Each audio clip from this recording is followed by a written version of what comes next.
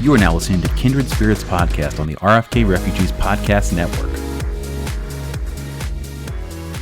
And welcome back into Kindred Spirits here on the RFK Refugees Podcast Network. Ted here, John here to talk about the better side of soccer in the DMV, the much, much better side, where you have hope, things like hope and expectations and somewhat and returning players and good soccer and great goals. And involved ownership and just positive vibes. Sensible ownership, great ownership. Washington Spirit returning to league play, getting, I'd say, most of their World Cup starters back. The big names, two of the big names still taking a little bit of a break because they are the ones who actually played during the World Cup. But good to be back. John, I hope you're doing well, my friend. Hope your week was good. I guess, Spirit maybe gave us a little bit of joy, which was good, and everything else wasn't so great. But on the Friday show, I talked about how this needed to be a win, so we'll talk about how I was wrong about that. But yeah, other than that, I can't really complain. It was not, I would say, not the Spirit's best game, but also much better than the other performance we just talked about for the DC United game. So beggars can't be choosers, and a point is not the worst thing. Yeah, point on the road is not terrible, and I think it sets this team up well. I think we saw a brief flash and a goal that is hopefully from a player who was, I believe, signed pretty recently during the World Cup, so maybe something to keep in mind. But let's start off with a little bit of news, I'd say, before we get into the game. The big departure, I guess you could call it big departure, after she scored an absolute banger against Orlando to pick up a win in a Challenge Cup game, and then is off to New Zealand. I think it's Wellington, I want to say. Yep, Wellington Phoenix. This is her second departure from the Spirit. She's been here twice. She's left twice, so maybe the third time is the charm. Yeah, so Speckmeyer is no longer on the team, moving on. And then Michelle Kang puts out an email talking about, again, sort of reaffirming her devotion. I think we saw some of the advertising boards around the city, and then also launching probably one of the best season ticket packages I've ever seen, which is buy a season ticket for 2024 and you get one for 2025 completely free. So it seems to me that is an insane deal. If you know you're going to be in the DC area and you like soccer, I can't imagine the season ticket price is going to be all that much compared to the other side. It's not. And I think also the thing you should look at there is there aren't as many games as there are in MLS, so it's less of owning your time. You can actually live a life and do other things. So yeah. I highly recommend. And in other news, also the Challenge Cup is going to be no more next year. They are deciding after the season. They are deciding to end it. Maybe we want to talk a little bit about that. Let's do that. Yeah, we've had some thoughts on the Challenge Cup. I think the Challenge Cup, it was kind of a happy accident for the NWSL. It was not something that was really well planned, or wasn't something they said, we're going to do Challenge Cup. It was born out of the COVID pandemic, and they're like, we need games. Let's go to Salt Lake and play games. They made a big deal about being the first professional league back. They played the Challenge Cup. They get no credit for that, by the way. What's that? They get no credit for that, by the way. Yeah. Obviously time has moved on, but from a bubble perspective, they were the first ones to do it without having any sort of COVID situations. And it didn't have a dumb name like MLS is back. It had Challenge Cup. And I think, I think what's been talked about is, this was kind of a little happy accident. They gained a lot of momentum from it. The games were fun to watch. And, it was kind of the first trophy back. And they basically said, let's make this a preseason thing every year. And the preseason thing killed the Washington Spirit. And okay, now we're going to do it again. I think they got some sponsorship money from it. I think what's been talked about is basically, sponsors wanted to jump onto a tournament type situation, something quick and easy to sponsor, and they get their name attached to it and everything. I think we've talked about, ways. I think we all kind of looked at the way the tournament's formatted now. We're like, it's a little silly now. It's a little silly to play this kind of mid-season tournament that isn't really counted as winning the championship. It's not really a part of the regular season anymore. I think I'm a little bit frustrated they couldn't use it as an opportunity you look at what MLS just did with the Leagues Cup. Perfect opportunity in my mind to come up with some sort of tournament. What was the name of the tournament that was the Champions Cup? Yeah, the International Champions Cup. Yeah. Something like that. They could have. I mean, obviously, there's situations with teams being out of season and whatnot, but Yeah, and the prize money and certainly the union might. Again, I think we talked about the union might have some words for that, but I don't know. It feels like right now CONCACAF is, I think, the only. I don't want to say only federation. I don't know if Asia has this, or I know. South America has a Copa Libertadores, a women's version of that. Obviously there's the UEFA Women's Champions League in Europe. It really feels like CONCACAF's dragging their feet on bringing some form of international competition to the women's game. And I feel like this was a perfect opportunity to say, you know what, we're going to take up that mantle. They don't want to do it, we'll do it. And develop something. Also, I look at, I don't know how USL and NWSL feel about each other, considering that USL is gunning for first division, but it also could have been, we talked about a Open Cup or a Open Cup style tournament for the women's side. Could also be something to look at. So I don't know. Yeah. Pass the hat around to get the top 4 NWSL sides entered into the both UEFA Champions League and also the Copa Lib. That's we got to figure out how to make that happen, and then I'll buy something. That's another. I mean, again, you talk about another. I mean, CONMEBOL and CONCACAF have talked about this partnership. Okay, get your Liga MX sides, get your women's sides. If there isn't a really organized enough league, which it might not be in Central America or Honduras. I really have no idea. Then maybe get those teams entered in those tournaments. I don't know. I just feel like there's some opportunities here for some fun stuff that we don't normally get to see on the women's side. Also, the World Cup wrapped up. Maybe let's do a little bit on that. Notice for our 5 live viewers, I'm rocking my Trinity Rodman replica U.S. jersey that came after they were eliminated. So that was cool. I enjoyed that a lot. Yeah. Obviously, U.S. eliminated Spain, winning 1-0 over England, and I think other than the game, which I think Spain fully deserved to win. Even though England really gave them a run for the money, there was the PK save that was controversial. Doing a lot. There's been a lot of the VAR reviewing the PK saves. We saw it in the Men's Leagues Cup, and people learning that they don't really understand the laws, which is just funny to me in that sense. But probably what's so shameful, I guess, about the Spain team winning. Number one, it's incredible because the players themselves sort of fought against a coach where 15 of the Spanish players resigned and said, we don't want to play for this coach. The Spanish FA then backed that coach and said, nope, we like him, we're keeping him. And they pulled together a squad, won the World Cup, sort of went around them. It's very clear that no one really on that team likes the coach, doesn't like him. And then you see the behaviors of the Spanish FA president, apparently doing a crotch grab when the women won the tournament, and then also kissing on the lips one of the Spanish players, and then also going into the locker room to say that they were all the team was invited because he's going to marry one of the players. Just wildly inappropriate and weird stuff that just really kind of overshadowed what should be a great moment for Spain football, and almost seems to really understand why they backed the coach. Because it's clear they don't really see these as players, and it's really disgusting and shameful. And honestly, I mean, we saw it also from FIFA as well. I think I don't even want to read the quote because I can't honestly remember it, but I know the FIFA president Infantino really put his again a FIFA president made a stupid. It was something about picking your battles around pay. Yeah, which. Boy, just to make sure we're getting the finer points of this, Jenny Hermoso is the player that got kissed. The coach is Jorge Vilda, who was being booed before, during, and after the game. Players avoiding him during celebrations. The Twitter account for the Spanish FA saying Vilda in and taking a picture of him after the win.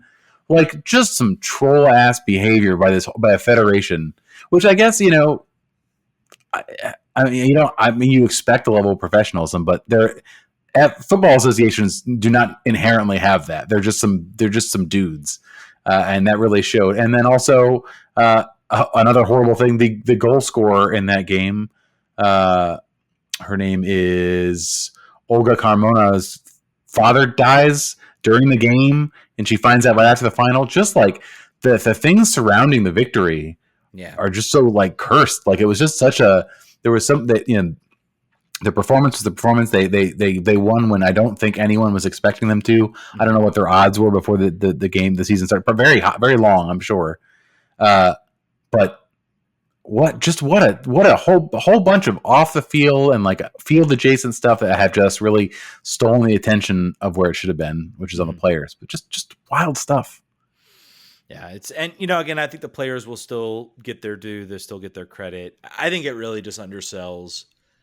It really tells the story of where these players are. You would never see, like, if there was a female president of an FA, you would never see, if you would never see that person, go in kissing Lionel Messi on the mouth, kiss, for instance. Kiss, I don't know, Cesc Fabregas on the mouth, or talk about wanting to marry David Villa or something like that. Like, you would never see.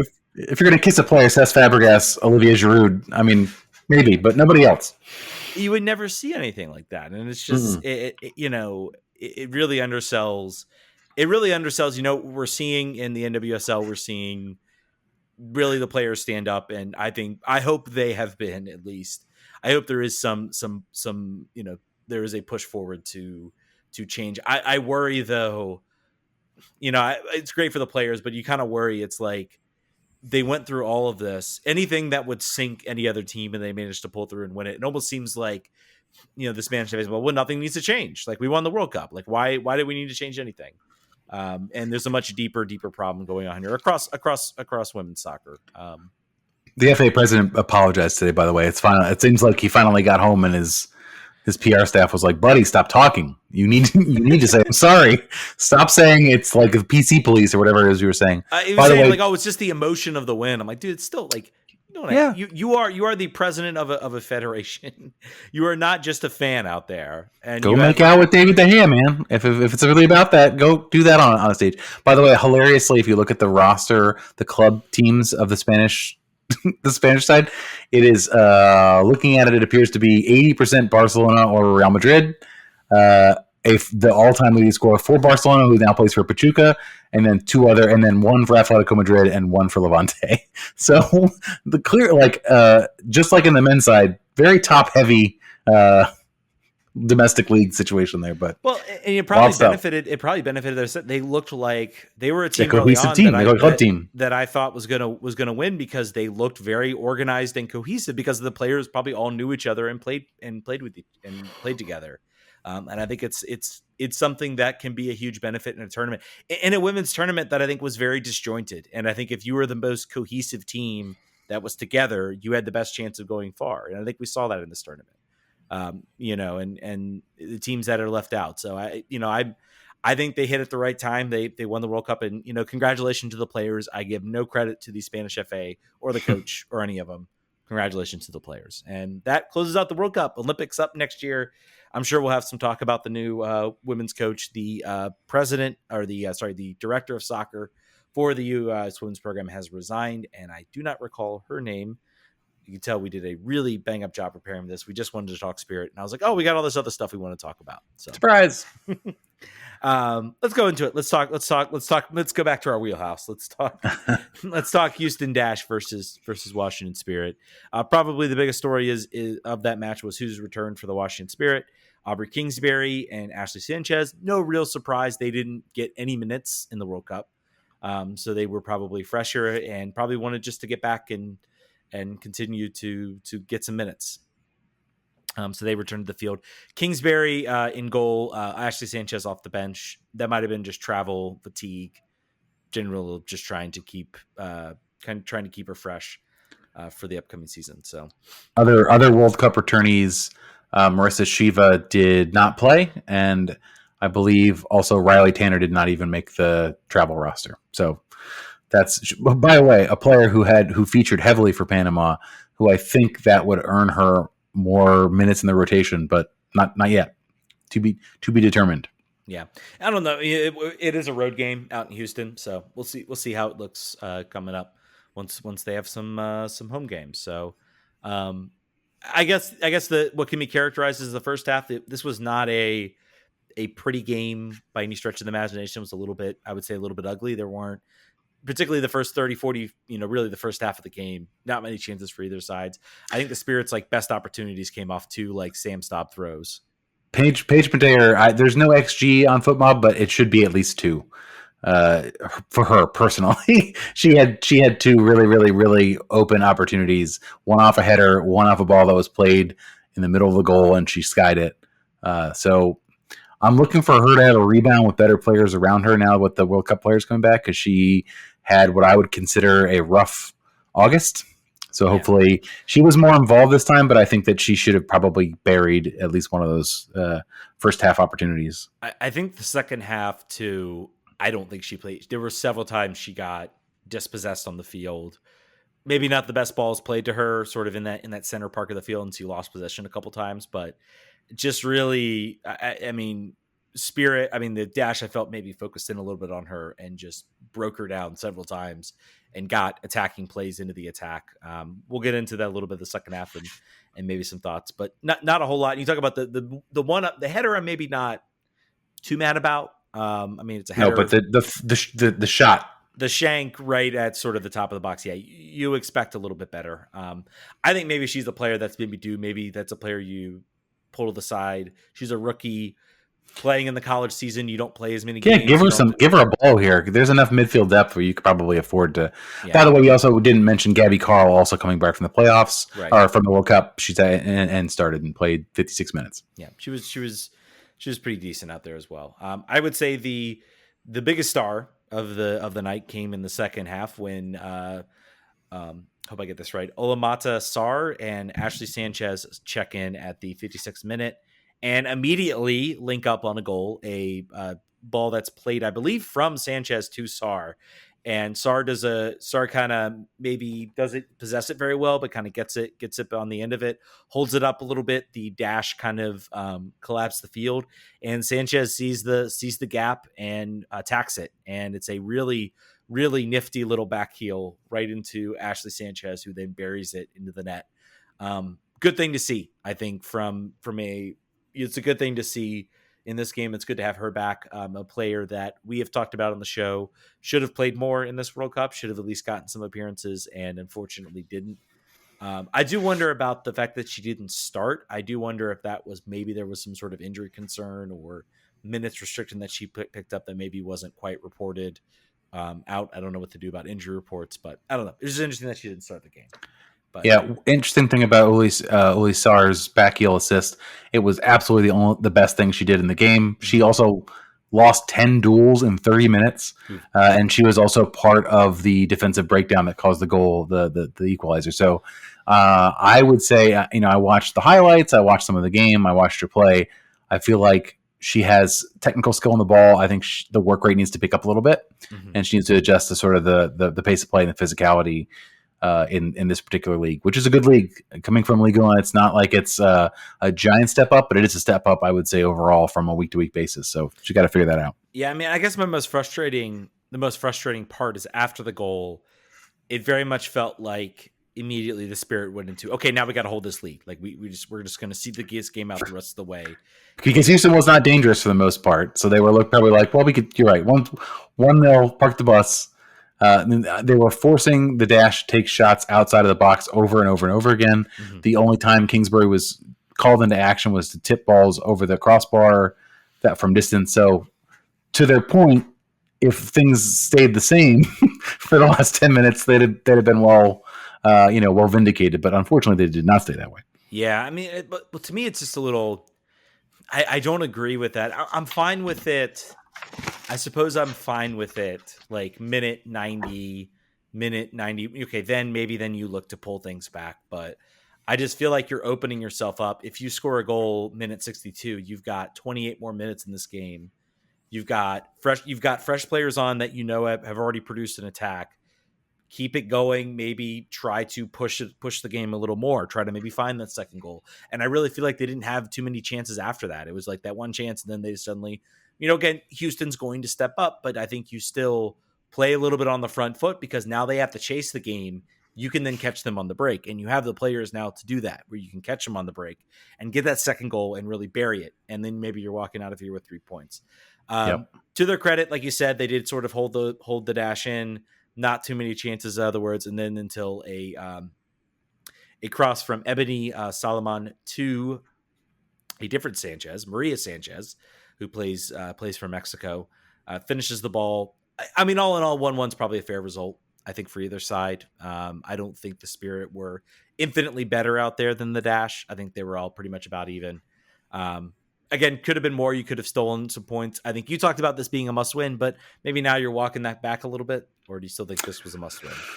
I was hoping they could continue the offensive explosion that they found themselves in the obviously a 1-0 victory in the 90th minute against Orlando was not an explosion, but they certainly were more confident.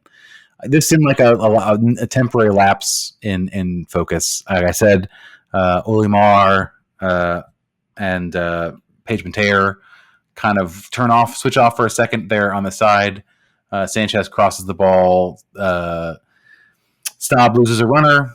Salmon scores. By the way, people have been looking for Ebony Salmon to play more minutes for 2 years. She sat on the bench at Racing Louisville.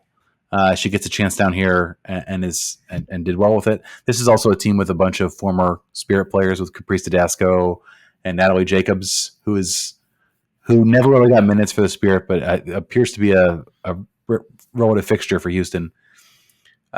But yeah, no, I don't. I still would have liked to have seen this be a W, but next game, full complement back. I think it's going to be big. Ashley Hatch had a pretty poor game. Mm-hmm. I'm curious.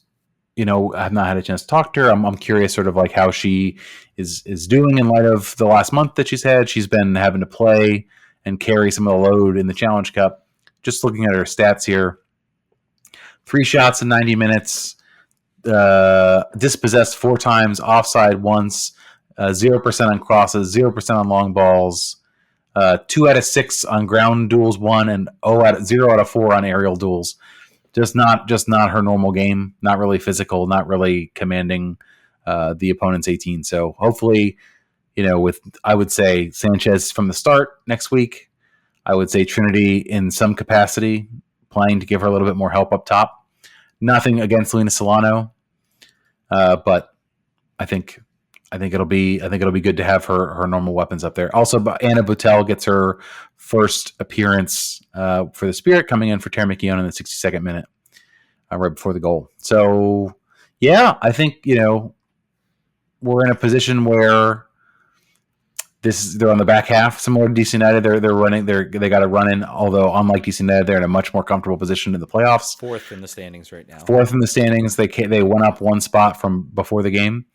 Everyone on the same amount of games played, which is great because there's 12 teams, so there's no bye weeks ever for anybody. So I think it's pretty much standard. Unluckily for them, their next game is against Portland. Which is the league leader, who with a plus 14 goal differential. Good Lord. So just to get an idea about that, they're plus 14, North Carolina plus 7, no other team above 4, and the Red Stars, who they're playing next, are negative 19. Yeah. And by the way, they've lost to the Red Stars this year, so keep that in mind. Yeah. But I think that you're talking about a huge game. I mean, yes, they are 4th in the standings right now, but it is, as we talked about earlier, incredibly tight. 7th, the out of the playoffs is 3 points. They are 3 points clear of the Orlando Pride in the standings from being out of the playoffs. So this game is almost potentially like a massive swing. If you go out and win this game, you push yourself right back into contention for the league lead. If you lose, you could potentially fall right out of the playoff race. It's that tight right now in the standings. So certainly a huge game coming up this week. And maybe that's also why you maybe look at resting who they rested, because they were like, look, we don't want to run, Sanchez into the ground. We want to build it up. We've got a big game next week. That's basically potentially, I mean, you look at, you got 6 games left this year. So it's a massive game as far as like deciding like playoffs position and potentially whether this team can make the playoffs or compete for the top. Like we all think they can. So It's a tough matchup. It's a tough matchup here Mhm. against Portland, but then they play Chicago. That should be a win. They play Gotham, who they played well recently. They had a comeback in the Challenge Cup. Kansas City, current second to last place team in the league. You'd hope that's a win. Reign they have traditionally performed well against the Reign, especially on the road. For whatever reason, they play them very well, and they end the season up playing the Courage, who have found themselves firing on all cylinders this year after doing a major retooling. So it's all to play for here. I think Mark Parsons will want to see his team play a little bit more like they did at the beginning of the year in the next couple of games to get back to form. Get back to winning ways. All right, I think that's going to do it. It's a little short show to get you through the week, and we'll definitely come back and we got games to watch. I've got a completely free weekend, so it's going to be all soccer all the time. There's just the soccer just keeps on coming. It just doesn't. It's only getting more so. For those who want a second episode, make sure you're subscribed on the $5 tier on our Patreon.com/RFK Refugees, and you get a little DC United and you get a little Spirit. Yep. To prepare you for the weekend. All right, folks, that's going to do it. Again, patreon.com if you want to join and help support the show. Again, we will continue the Spirit Show throughout the year. Stay tuned for some news. We're maybe thinking some retooling about what we're going to do, but we're still going to cover the Spirit to the best we can. We want to make sure that we're covering all the teams of the DMV that you guys care about. So thank you guys so much for listening. We will catch you guys next week. Vamos. Vamos.